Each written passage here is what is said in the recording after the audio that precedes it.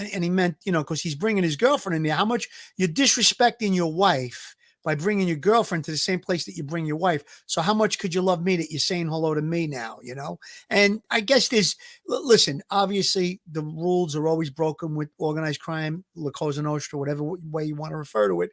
And a lot of times there's sit downs, they buy their way out of it or they talk their way out of it. And listen, drugs have been in organized crime since before we were all born, and it's supposed to be deal and die, and they all did it. But there's passes when somebody hands you $100,000 in cash and it's 1970, that's like $1 million today. Listen, you don't think Paul Castellano was getting money from the Gemini Lounge, from Roy DeMeo, coming through Nino Gaggi for all their drugs? He just didn't ask where the money was coming from. Exactly.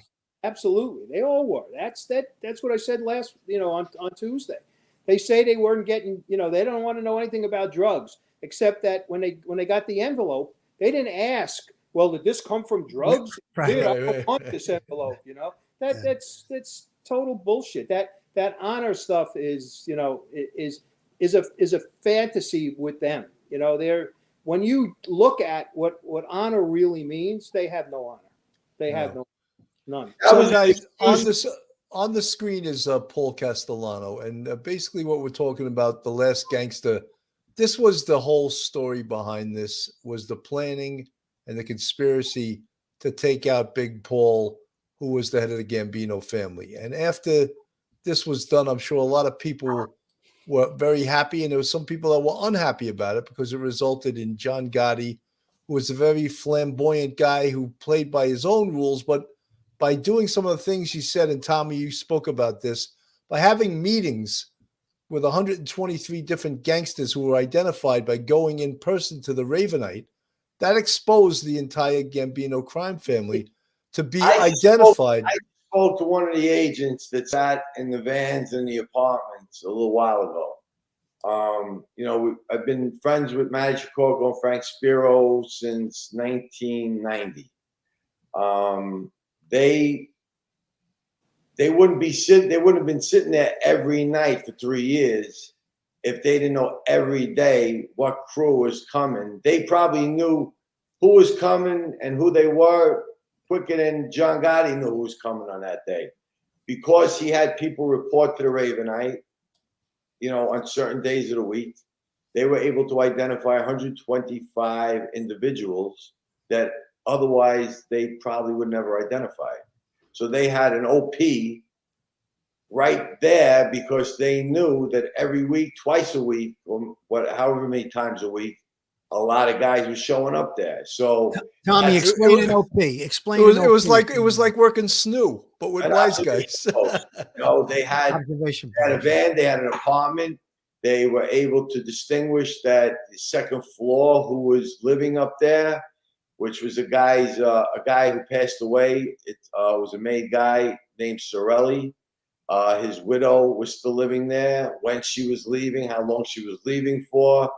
And they found out that they would have meetings upstairs and talk explicitly about certain things. And they got probable cause to put a bug in the apartment.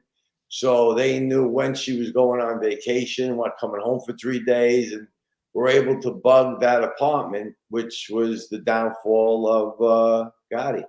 She went out. It was Thanksgiving weekend when she went to visit her family and stay with them for the whole Thanksgiving weekend. When they went in and bugged the apartment upstairs, they watched her come out, went in, and that was it. They had some kind of information, Tom. I don't remember if they had.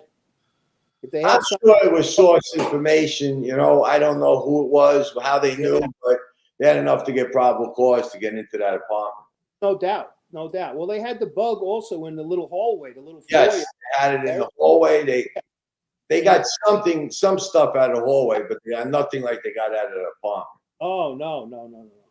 So, but it was the only way they were going to get him. And they sequestered the jury for the entire. That was the big key. That was the big move, because, as Sammy admitted, they bought everybody. He bought people in terms of the juries. So they didn't beat the cases. He bought the cases. That's what happened.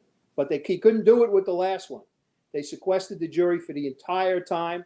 They were all anonymous jurors, and that's how come they were so successful. That's key in a high-profile case, especially with organized crime, to keep everybody their identity secret and sequester them. That's obviously very key because, as Sammy was telling the feds, they had bought several jurors already. So I guess that was key.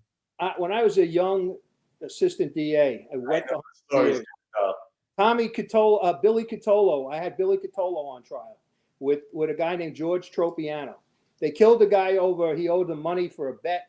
They put him in a barrel. They dumped him in the East River, and the barrel came up because they didn't cut the body open.